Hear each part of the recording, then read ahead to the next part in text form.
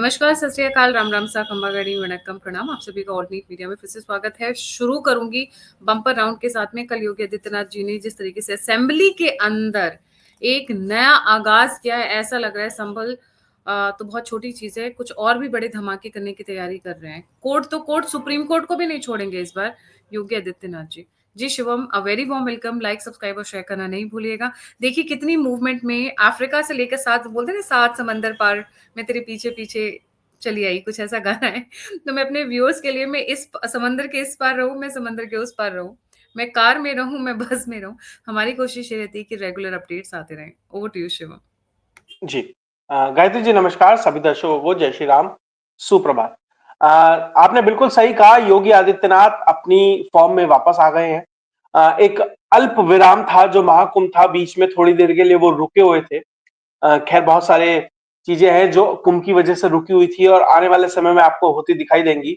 भारत से लेकर बांग्लादेश तक वो कुंभ एक तरीके से अल्प विराम था बीच में, जो बहुत सारी चीजों को रोके हुआ था। वो रोके हुआ था योगी आदित्यनाथ को। अब खुलकर योगी आदित्यनाथ सामने आते दिखाई देंगे, लेकिन उससे पहले क्या करने जा रहे हैं योगी आदित्यनाथ, उससे पहले क्या हो गया है संभल में, वो जानना बहुत जरूरी।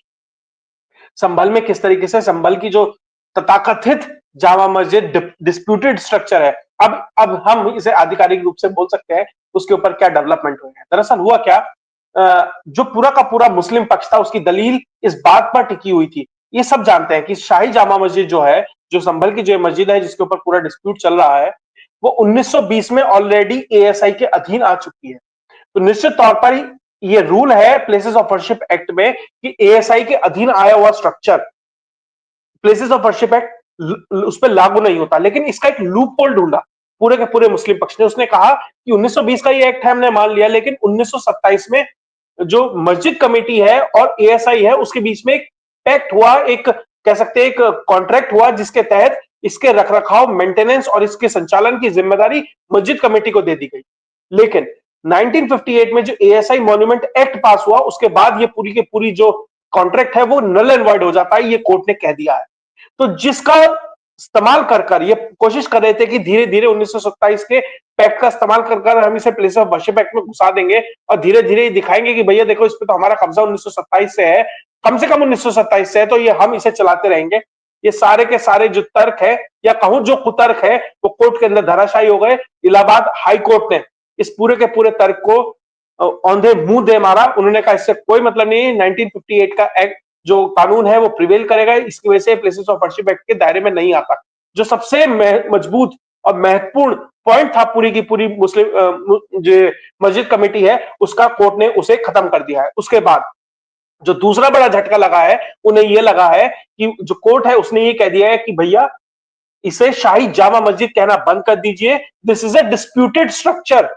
यही तो हिंदू समाज कहता है, बाबरी मस्जिद मत कहिए, it was a disputed structure, क्योंकि वो मस्जिद थी ही नहीं। आप अवैध तरीके से कई चार ईंट रख के चार आदमी इकट्ठा होकर नमाज पढ़ने लगेंगे तो मस्जिद नहीं हो जाती, वो डिस्प्यूटेड स्ट्रक्चर था। और ध्यान रखिएगा, वो भी बाबर ने बनाया था, ये भी बाबर ने बनाया। जहां जहां बाबर पहुंचा वहां वहां डिस्प्यूट हुआ, और अब इसे कोर्ट भी एक्नॉलेज कर रही है, ये एक वैलिड मस्जिद नहीं है जब तक इसका फैसला नहीं आ जाता। कोर्ट के हर कह सकते हैं कि पैराग्राफ में, हर डॉक्यूमेंट के अंदर आपको ये एज ए डिस्प्यूटेड स्ट्रक्चर शब्द मिलेगा। तो जो दोहरे झटके मिले हैं पूरी की पूरी मस्जिद कमेटी को, साथ ही अभी कुछ दिन पहले जो बड़ा झटका उन्हें मिला था, तो कोर्ट के अंदर ये गए थे कि भैया हम इसकी रंगाई पुताई कर लेते हैं। कोर्ट ने एएसआई के 3 मेंबरों की कमेटी बनाकर भेजी थी कि जाकर देखो क्या रंगाई पुताई की जरूरत है भी या नहीं, क्या कोई सबूत मिटाने का प्रयास तो नहीं है। उस कमिटी ने, जिसमें एक मुस्लिम भी था, साफ बताया कि इंटरनली कोई जरूरत नहीं है, बाहर थोड़ी बहुत दिक्कत है लेकिन वो इतनी बड़ी नहीं है कि स्ट्रक्चर को खतरा पहुंचाए। तो कोर्ट ने वहां पर भी उन्हें झटका दिया था और उन्हें 4 तारीख तक, आज तक का समय दिया था कि अपना आप आइए कोर्ट में फाइल कीजिए, आपको कोई दिक्कत परेशानी है, हम कोई रंगाई पुताई, डेंटिंग, पेंटिंग, यहां तक कि घास का तिनका उखाड़ने की परमिशन आपको नहीं दे सकते। जो मस्जिद कमेटी बहुत एक तरीके से तिलमिला रही है, फड़फड़ा रही है, पूरा प्रयास है कि किसी तरीके से सबूत मिटा दिए जाए, किसी तरीके से एक फर्जी कॉन्ट्रैक्ट का सहारा ले लिया जाए, किसी तरीके से इसे मस्जिद मस्जिद मस्जिद कह के इसकी एक वैलिडिटी मेंटेन की जाए। कोर्ट ने तीनों ही तर्कों को जिस तरीके से धीरे धीरे स्ट्राइक डाउन किया है पिछले एक हफ्ते में, तो धीरे धीरे सारा का सारा क्लेम मस्जिद कमेटी का इस पूरी की पूरी संभल की इस अवैध स्ट्रक्चर के ऊपर प्रेजेंट रूप में अवैध है, वैसे तो वैध रूप से वो हिंदुओं का ही है, उसके ऊपर सारे क्लेम्स को खत्म करता जा रहा है। अब मुस्लिम कम्युनिटी के पास सिर्फ एक हथियार बचा है इस पूरे के पूरे केस में, जिसे डिले करें। जब भी डेट आए कह दे साहब हमारे वकील साहब भी बाहर हो गए, हमारी आज फैक्स की मशीन नहीं चली, आज हमारी पेंसिल बॉक्स खो गया, यही बहाने मार सकते हैं। अब इसके पास इनके अलावा कोई तर्क नहीं बचे। जिस तरीके से हाई कोर्ट के अंदर point wise point Harishankar Jain हो, विष्णु शंकर जैन हो, पूरा का पूरा हिंदू पक्ष हो, जिस तरीके से इन्हें वहां पर लाकर कोर्ट के अंदर खड़ा कर बेइज्जत किया जा रहा है, अब इनके पास सिर्फ डिले करने के अलावा कोई भी ऑप्शन नहीं है। और ध्यान रखिएगा, पेंडोरास बॉक्स है। धीरे धीरे जैसे जैसे मंदिर हिंदू समाज रिक्लेम करता जा रहा है, वो केसेस डेवलप कर रहा है, एक तरीके से रेफरेंसेस डेवलप कर रहा है आने वाले समय में। और मैं बार बार कहता हूं, जो हमने अयोध्या में रिक्लेम किया था ना, वो दुनिया का अब तक का सबसे लैंडमार्क जजमेंट था। मैं इसलिए कहता हूं कि पहली बार किसी नॉन अब्राहमिक रिलीजन ने किसी अब्राहमिक रिलीजन से कोई भी ऐसी चीज अपनी वापस छीनी है जो उन्होंने उनसे छीनी थी। आज तक कोई क्रिश्चियनों से, नॉन अब्राहमिक रिलीजन कोई चीज नहीं छुड़ा पाया, मुस्लिमों से नहीं छुड़ा पाया, ज्यूज से नहीं छुड़ा पाया। पहली बार हिंदू समाज ने वो रिक्लेम किया, वो अयोध्या। इसलिए तिलमिलाहट है। और वो बात वहीं नहीं रुकी, उसके बाद हम काशी भी रिक्लेम करेंगे, हम संभल भी रिक्लेम करेंगे, हम काशी भी मथुरा भी करेंगे, और ऐसे अनंत जो मंदिर है वो सारे के सारे रिक्लेम करेंगे। ये मुझे लग रहा है once in a life time वाली स्थिति है, और ये हिंदू समाज उसके जीवट, उसके कॉन्शियसनेस और उसके जो कह सकते शौर्य ने, पौरुष ने वो करके दिखाया है, जो दुनिया में शायद कोई भी धर्म, नॉन अब्राहमिक रिलीजन आज तक नहीं करके पाया। और इसीलिए वहीं से वो कॉन्फिडेंस लेकर योगी आदित्यनाथ जैसा नेता आता है, जो कहता है साहब जो हमारा है लेकर रहेंगे, 67 में से 54 ले लिए हैं, बाकी भी लेंगे। इसलिए कह रहा हूं, जो हो रहा है वो अप्रत्याशित है, न भूतो न भविष्यति, शायद आपको ना कभी दिखाई दिया ना कभी दिखाई देगा, जो आज उत्तर प्रदेश के अंदर हो रहा है। जी गायत्री जी। उन्होंने ये बात कही क्यों कही ये बात? इतने उत्तेजित क्यों थे ये बात कहते हुए? किसी ने कुछ कह दिया था, उकसा दिया था, कुछ परेशान कर दिया था, या कुछ और भी दुर्घटना हुई थी पीछे? जब जो व्यक्ति जिस चीज को लेकर जीता है ना, जो उसके जीवन का ध्येय होता है, तो उसे उकसाने की जरूरत नहीं पड़ती, वो उकसाया हुआ होता है। वो पूरा का पूरा मठ, वो जो गोरक्ष पीठ है, वो हिंदू समाज के लिए है। वही वो लोग थे जिन्होंने राम मंदिर के आंदोलन की अगुवाई की थी, उन्हीं के गुरु थे जो ये सब कुछ कर रहे थे। तो योगी आदित्यनाथ को उकसाने की जरूरत नहीं है। योगी आदित्यनाथ कोई छोटे बच्चे या अबोध बालक नहीं है कि उन्हें कोई उकसाएगा वो तब चीजें करेंगे, नहीं, उन्हें पता है क्या महत्व है। कल भी हम इस पे आपसे बात कर रहे थे कि किस तरीके से योगी आदित्यनाथ वो काम कर रहे हैं जो कोई राजनेता नहीं कर रहा, वो राजनीति से कहीं ऊपर उठकर सिविलाइजेशनल वॉर लड़ रहे हैं। और योगी आदित्यनाथ इसे बखूबी समझते हैं और वो अपने प्रशासन में भी उसे परिलक्षित करते हैं। आज के समय में उत्तर प्रदेश को हाई अलर्ट पर रख दिया गया है, खासकर रमजान चल रहे हैं, ईद आने वाली है, कोई ऐसी घटना घटित ना हो जाए, संभल में विपरीत निर्णय मुस्लिम पक्ष के लिए आ रहे हैं, कोई अप्रिय घटना ना हो जाए। उसके अलावा वक्फ बिल आने वाला है होली के बाद, संभावना है, कम से कम अब तक तो यही है। क्या कोई इनपुट गृह मंत्रालय की तरफ से यूपी सरकार को भेजा गया है? इसलिए इन सब चीजों को देखते हुए अगर देखेंगे तो उत्तर प्रदेश के अंदर हाई अलर्ट ऑलरेडी जारी कर दिया गया है। जीरो टॉलरेंस के लिए डीजीपी हो, एडीजी लॉ एंड ऑर्डर हो, सारे एसएसपी हो, सारे डीएम हो, थाना अध्यक्ष हो, ऑलरेडी उन्हें सारों को यह मैसेज पहुंच गया है कि zero tolerance toward any crime, any violence Uttar Pradesh के अंदर ऑलरेडी जारी कर दिया गया है। इसी संभल के अंदर जो मौलाना अपनी मस्जिदों के ऊपर भोंपू चला रहे थे, लिमिट, परमिसेबल लिमिट से ज्यादा चीजें चला रहे थे, जो ये स्पीकर वगैरह है, सारे उतरवाए गए, जेल पहुंचाए गए। जमानत होने के बाद आया कहना अरे वो मुझे रूल वूल नहीं पता था। तुझे सारी दुनिया का पता है, धरती चपटी है ये तुझे पता है, तुझे ये नहीं पता तूने भोंपू टांगा हुआ, उसका परमिसेबल लिमिट क्या है?